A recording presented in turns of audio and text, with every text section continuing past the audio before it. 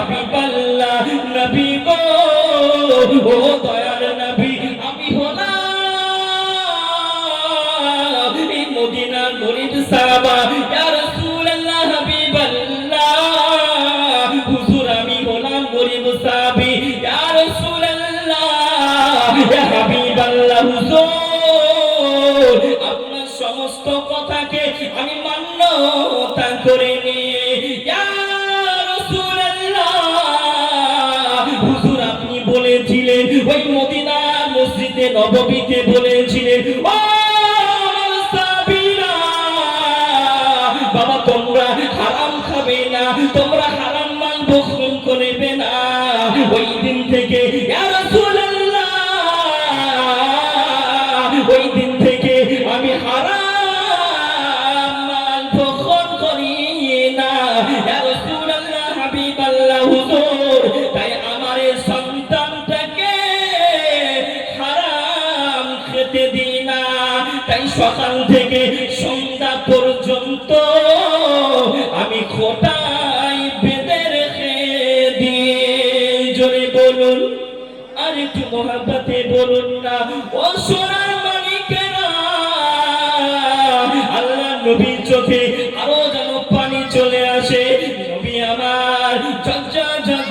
ঝরঝর করে কান্নাকাটি করে নবী আমার ওনাজারি করে আহারে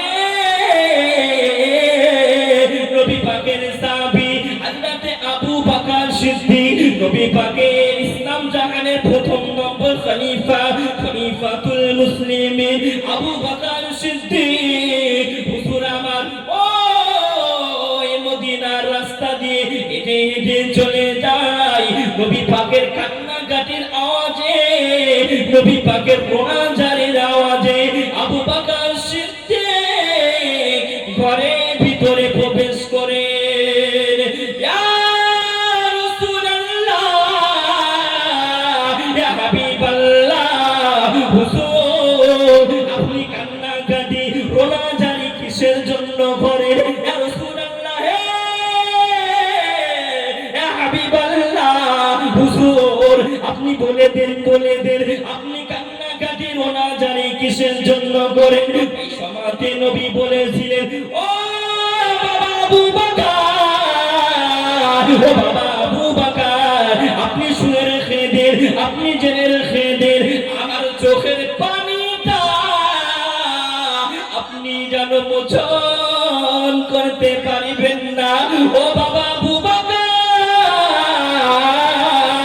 আপনি যেন সাইডে বসে যান ও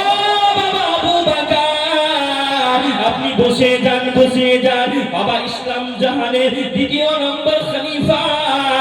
খলিফাতুল মুসলিমিন হযরত ওমর ফারুক আযম আসার পরে বলতে লাগে ইয়া রাসূলুল্লাহ